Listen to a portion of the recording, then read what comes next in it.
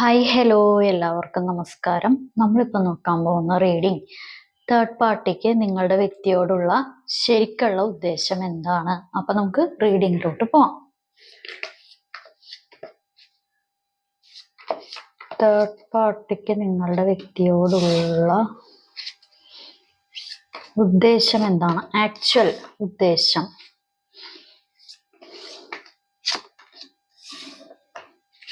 Best.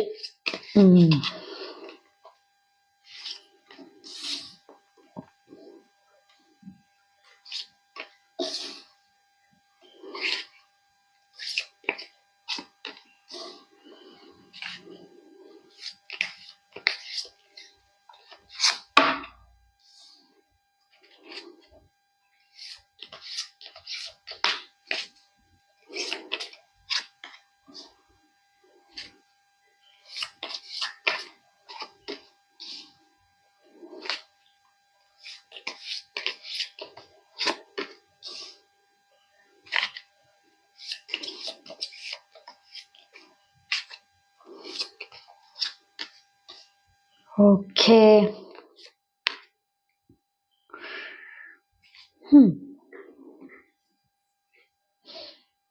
എനിക്ക് വയ്യ. Okay, അതായത് ഈ തേർഡ് പാർട്ടിയുടേതായിട്ടുള്ള പല വിധത്തിലുള്ള സെൽഫിഷ് ആയിട്ടുള്ള ആവശ്യങ്ങളും പല അനാവശ്യമായിട്ടുള്ള പല പരിപാടികളും, ആവശ്യവും അനാവശ്യവും പല വിധത്തിലുള്ള ലക്ഷ്യങ്ങളും നടത്താൻ ഉപയോഗിക്കുന്ന ഒരു ഉപകരണമായിട്ടാണ് ആക്ച്വലി നിങ്ങളുടെ വ്യക്തിനെ കാണുന്നത്.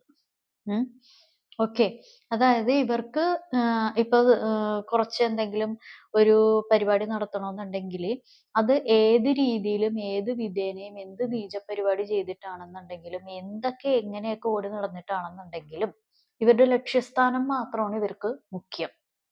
അത് ആരെ വേദനിപ്പിക്കുന്നു, ആരെ വിഷമിപ്പിക്കുന്നു, ആരെ എന്തെങ്കിലും ആക്കുന്നുണ്ടോ, എന്തെങ്കിലും കാര്യങ്ങൾ തകർന്നു പോകുമോ, അതൊന്നുമല്ല. ഞാനൊരു കുടുംബത്തിൻ്റെതായിട്ടുള്ള ആണിക്കല്ലാണോ ഊരിയെടുക്കുന്നത് എന്നൊന്നും ഈ തേർഡ് പാർട്ടിക്ക് ഒരു ചിന്തയേ ഇല്ല. അങ്ങനെയുള്ള ഒരു പരിപാടിയേ ഇല്ല. പകരം അതായത് ഈ തേർഡ് പാർട്ടിയുടെ ലക്ഷ്യസ്ഥാനത്ത് എത്തണം. ആ ലക്ഷ്യസ്ഥാനത്ത് എത്തിക്കാൻ വേണ്ടിയിട്ട് ഇങ്ങനെ കൊണ്ടു നടക്കുന്നതായിട്ടുള്ള ഒരു ഉപകരണമായിട്ടാണ് നിങ്ങളുടെ ഈ പേഴ്സൺ അല്ലെങ്കിൽ നിങ്ങളുടെ വ്യക്തിനെ ആക്ച്വലി ഉപയോഗിക്കുന്നത്. പക്ഷേ നിങ്ങളുടെ ഈ തേർഡ് പാർട്ടി പറയുന്ന കാര്യങ്ങൾക്ക് ഒരുപാട് ചേഞ്ചസ് ഉണ്ട്. ഉള്ളിൽ ഇതാണെന്നുണ്ടെങ്കിലും പുറമെ വളരെയധികം സോഫ്റ്റ് ആയിട്ട്, അല്ലാന്നുണ്ടെങ്കിൽ കരഞ്ഞിട്ടോ അല്ലാന്നുണ്ടെങ്കിൽ സ്നേഹഭാവത്തിലോ വളരെയധികം മാജിക്കൽ ആയിട്ടുള്ള ഒരു പവറിലോ ആണ് ഈ തേർഡ് പാർട്ടി കാര്യങ്ങളൊക്കെ അവതരിപ്പിക്കുന്നത്. ഇമോഷണലി, മെന്റലി, അല്ലാന്നുണ്ടെങ്കിൽ എങ്ങനെയാണ് നിങ്ങളുടെ വ്യക്തിയുടെ അടുത്ത് ഒരു സ്ഥാനം ഉറപ്പിക്കേണ്ട സ്വഭാവം കാണിക്കേണ്ടത്, ആ രീതിയിലാണ് ഈ തേർഡ് പാർട്ടി ഇവരുടേതായിട്ടുള്ള പല വിധത്തിലുള്ള പരിപാടികളും പല ആളുകളുടെ അടുത്തും അവതരിപ്പിക്കുന്നത്. അതിനൊരു ഉപകരണമായിട്ട് നിങ്ങളുടെ വ്യക്തി നിൽക്കുന്നു. അതിൻ്റെ ബുദ്ധിമുട്ടല് ഒരു തെറ്റും ചെയ്യാത്ത പല ആളുകളും അനുഭവിച്ചുകൊണ്ടിരിക്കുന്നു. അത് കുടുംബം അനുഭവിക്കുന്നുണ്ട്, അതല്ലാന്നുണ്ടെങ്കിൽ എന്താ പറയാ, ഒരു ഫിനാൻഷ്യൽ സിറ്റുവേഷൻസ് പല ആളുകളും അനുഭവിക്കുന്നുണ്ട്. അതും അല്ലാന്നുണ്ടെങ്കിൽ മൊത്തത്തിലുള്ള ജീവിത പ്രശ്നങ്ങളായിട്ട് ചില ആളുകൾ ഈ തേർഡ് പാർട്ടിയുടെ ദുരിതം കൊണ്ട് അനുഭവിക്കുന്നവരുണ്ട്. ഈ തേർഡ് പാർട്ടി എന്ന് പറയുന്നത് പല കാര്യങ്ങളും പല രീതിയിൽ പല ലക്ഷ്യസ്ഥാനങ്ങളിൽ എത്തിക്കുന്നുണ്ടെങ്കിലും ഇവര് പുറമെ വളരെയധികം മാന്യതയായിട്ട്, പകൽ മാന്യന്മാരായിട്ട്, പകൽ മാന്യത്തികളായിട്ട് വളരെയധികം ട്രഡീഷണൽ കാര്യങ്ങളൊക്കെ ചില കാര്യങ്ങളിൽ ചെയ്യുന്ന ദൈവവിശ്വാസികൾ, അല്ലാന്നുണ്ടെങ്കിൽ ഞാൻ അങ്ങനെയൊക്കെ ചെയ്യുമോ, ഞാൻ ഇങ്ങനെയൊക്കെ ദൈവവിശ്വാസത്തിൽ ഇരിക്കുന്ന വ്യക്തിയാണ്, ഞാൻ അങ്ങനെയുള്ള പരിപാടികളൊന്നും എൻ്റെ ഇല്ല എന്നൊക്കെ പുറമെ വാദിക്കുന്ന ഒരു തേർഡ് പാർട്ടിയാണ്. മറ്റുള്ളവരെ കയ്യിലെടുക്കാൻ പറ്റുന്ന, വാക്കുകളോ കൊണ്ടോ പ്രവൃത്തികളോ കൊണ്ടോ കയ്യിലെടുക്കാൻ പറ്റുന്ന ഒരു തേർഡ് പാർട്ടിയാണ്. പക്ഷേ ഈ തേർഡ് പാർട്ടിയുടേതായിട്ടുള്ള ആക്ച്വൽ ക്യാരക്ടർ അല്ലെങ്കിൽ ആക്ച്വൽ സ്വഭാവം എന്താന്ന് പുറം ലോകത്തിന് അത്ര അറിയില്ല. വളരെ മൈന്യൂട്ടായിട്ടുള്ള ആളുകൾക്ക് മാത്രമേ തേർഡ് പാർട്ടിയുടേതായിട്ടുള്ള ആക്ച്വൽ ക്യാരക്ടർ അല്ലെങ്കിൽ ബിഹേവിയർ കാര്യങ്ങളൊക്കെ അറിയാൻ പറ്റുള്ളൂ. കാരണം ഇവരാണ് ഒരു ഗെയിമിന്റെ പിന്നിൽ, അല്ലാന്നുണ്ടെങ്കിൽ ഇവരാണ് ഒരു വിഷമത്തിന്റെ പിന്നിൽ, ഇവരാണ് ഇതൊക്കെ കൊണ്ട് ചെയ്യിപ്പിക്കുന്നതെന്ന് ചില ആളുകൾക്ക് മാത്രം അറിയുള്ളൂ. അല്ലാത്ത ആളുകളൊക്കെ കയ്യിലെടുക്കാൻ, അല്ലാന്നുണ്ടെങ്കിൽ അവരെ ഏത് രീതിയിലൊക്കെ വശത്താക്കണം, എങ്ങനെ സമൂഹത്തിന്റെ മുമ്പിൽ നിൽക്കണം, എങ്ങനെ സമൂഹത്തിന്റെ മുമ്പിൽ സ്വന്തമായിട്ടൊരു നല്ല ആളാണെന്ന് പിടിച്ചു പറ്റണം, വിശ്വാസം പിടിച്ചു പറ്റണം എന്ന് ബോധമുള്ളൊരു തേർഡ് പാർട്ടിയാണ്. ഉള്ളിൽ ചെയ്യുന്ന വേറെയാണ്, ഉള്ളിലുള്ള പരിപാടികൾ വേറെയാണ്. പക്ഷെ പുറം ലോകത്തിന്റെ മുമ്പിൽ പുള്ളിക്കാരത്തി അല്ലെങ്കിൽ പുള്ളിക്കാരനല്ല തെറ്റുകാരൻ, തെറ്റുകാരി, ഓപ്പോസിറ്റ് നിൽക്കുന്ന ആള് വളരെയധികം തെറ്റുകാരനും തെറ്റുകാരിയും അങ്ങനെ ഇങ്ങനെ ലോകത്തില്ലാത്ത കുറ്റങ്ങളും ലോകത്തില്ലാത്ത പ്രശ്നങ്ങളും ഘോരഘോരമായിട്ട് മറ്റുള്ളവരുടെ മുമ്പിലോട്ട് അങ്ങോട്ട് അവരാണ് എല്ലാത്തിനും ഉത്തരവാദി എന്ന് പറഞ്ഞ് കൈ കഴുകി ഒഴിയാൻ നല്ല മിടുക്കി അല്ലെങ്കിൽ മിടുക്കനായിട്ടുള്ള ഒരു ദൊറോത്തി മദാമയാണ് ഈ തേർഡ് പാർട്ടി. എന്താണ് ദൊറോത്തി മദാമ? ഓക്കെ, ഇനിയിപ്പോ തേർഡ് പാർട്ടി ആണാണെന്നുണ്ടെങ്കിൽ ദൊറോത്തി മദാമൻ എന്നിടാം. അല്ലാതെ എന്താ പറയാ, ഇത്രയും പരിപാടികൾ എന്താ പറയാ, പെർഫെക്റ്റ് ആയിട്ട് നന്നായിട്ട് നുണ പറയുക, പെർഫെക്റ്റ് ആയിട്ട് വളരെയധികം കണ്ണിങ് ആയിട്ട് പല രീതിയിലും പല വിധത്തിലും ഓരോ ഗെയിം കളിക്കുക, അതിൽ കൂടി മറ്റുള്ളവരുടെ സങ്കടങ്ങളൊക്കെ കണ്ട് ആസ്വദിക്കുന്നത് ഇവരെ പോലെയുള്ള സ്വഭാവത്തിലുള്ള ആളുകൾക്ക് മാത്രമേ സാധിക്കുന്നുള്ളൂ. കാരണം ഇവര് ഒരുപാട് ആളുകൾക്ക് അല്ലാന്നുണ്ടെങ്കിൽ ഒരുപാട് ജീവിതങ്ങൾക്ക് ഒരു ഭീഷണിയായിട്ട് തന്നെ നിൽക്കുന്നുണ്ട്. സങ്കടങ്ങൾ, ഒരുപാട് ആളുകളുടെ കണ്ണുനീര് ഈ തേർഡ് പാർട്ടി മൂലം വീണിട്ടുണ്ട്.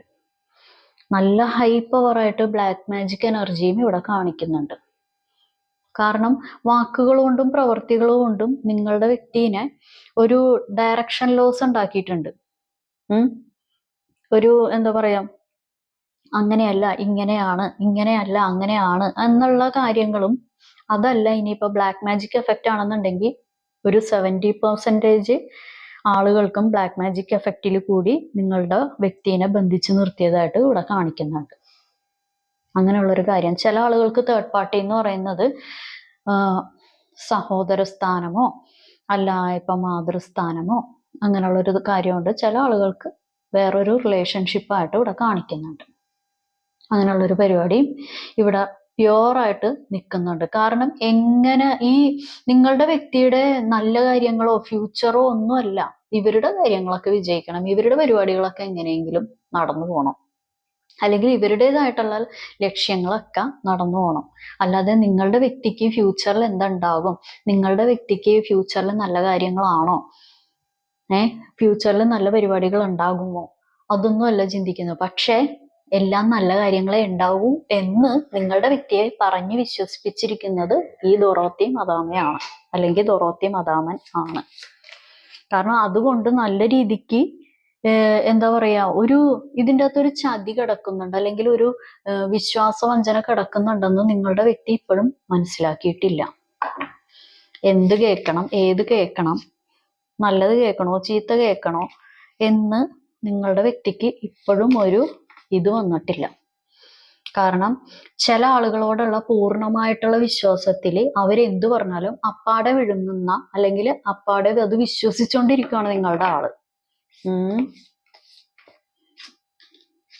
അതന്നെ.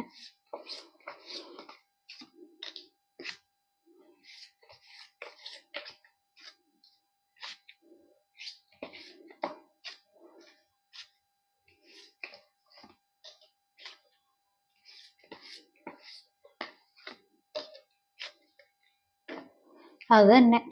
എന്നിട്ട് പുറമെ ഞാനാണ് നിങ്ങളുടെ ഐശ്വര്യ ദേവൻ, ഞാനാണ് നിങ്ങളുടെ ഐശ്വര്യ ദേവത, മറ്റുള്ളവരുടെ അടുത്ത് നിങ്ങൾ നിന്ന് കഴിഞ്ഞാൽ നിങ്ങൾക്ക് അങ്ങനെയുള്ള വിഷമങ്ങൾ ഉണ്ടാവും, എൻ്റെ അടുത്ത് നിങ്ങൾ നിന്ന് കഴിഞ്ഞിട്ടുണ്ടെങ്കിൽ, എൻ്റെ വാക്കുകൾ കേട്ട് നിങ്ങൾ നിന്ന് കഴിഞ്ഞിട്ടുണ്ടെങ്കിൽ നിങ്ങൾക്ക് ഞാൻ എന്താ പറയാ, ആകാശത്തിലെ പല കാര്യങ്ങളും ഞാൻ പിടിച്ചു തരും, അല്ലാന്നുണ്ടെങ്കിൽ വേറെ എവിടെയെങ്കിലും കൊണ്ടുപോകും, അല്ലാന്നുണ്ടെങ്കിൽ പല കാര്യങ്ങളും ഓഫറാണ്, അല്ലാന്നുണ്ടെങ്കിൽ പല കാര്യങ്ങളും വാഗ്ദാനങ്ങളാണ്.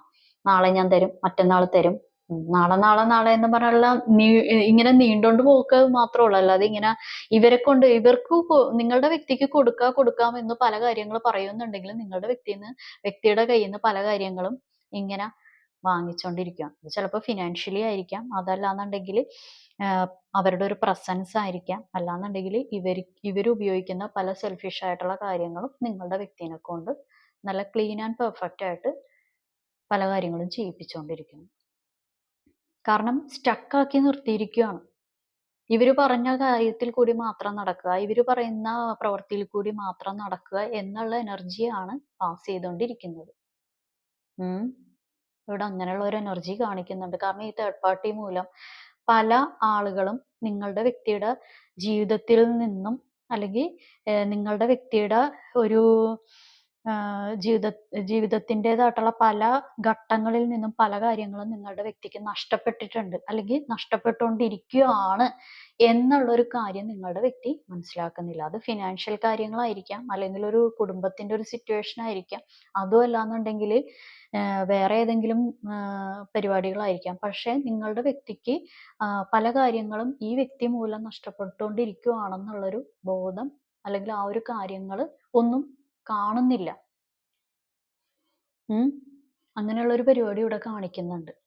കാരണം നിങ്ങളുടെ വ്യക്തി എത്ര ഒന്ന് അകൽച്ച കാണിച്ചു കഴിഞ്ഞാലും ഫുൾ പവറായിട്ട്, ഒരു മാഗ്നറ്റ് ആയിട്ട് ഉള്ള രീതിയിൽ തൻ്റെ അടുത്തോട്ട് വലിച്ചെടുപ്പിക്കാനുള്ള പവർ, അല്ലാന്നുണ്ടെങ്കിൽ അതിനുള്ള മാജിക്കൽ ആയിട്ടുള്ള പരിപാടികളെല്ലാം എങ്ങനെ ഈ വ്യക്തിയുടേതായിട്ടുള്ള കാര്യങ്ങളിൽ നിന്നുകൊണ്ട് അവരുടെ അടുത്തോട്ട് അടുപ്പിക്കാം എന്നുള്ള പല കാര്യങ്ങളും നിങ്ങളുടെ ഈ തേർഡ് പാർട്ടിക്ക് അറിയാം.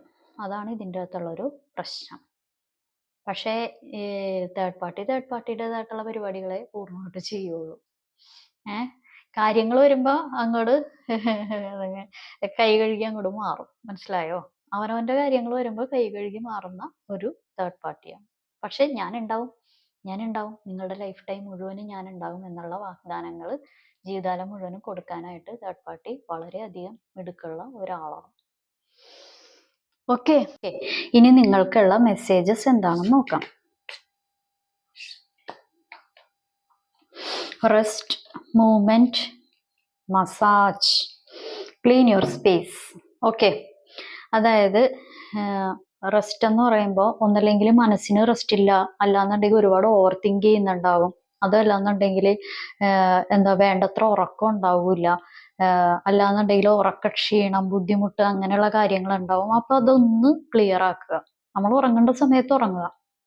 അല്ലാതെ ഈ ലോകം മുഴുവനും ഉറങ്ങുമ്പോൾ നിങ്ങൾ എഴുന്നേറ്റിരിക്കും, ലോകം മുഴുവനും ഉണർന്ന് പ്രവർത്തിക്കുമ്പോൾ നിങ്ങൾ ഉറക്കക്ഷീണമായിട്ട് ഉറക്കം തൂങ്ങി നടക്കും. അങ്ങനെയുള്ള ഒരു പരിപാടിയിലോട്ട് നമ്മൾ പോവാതിരിക്കുക.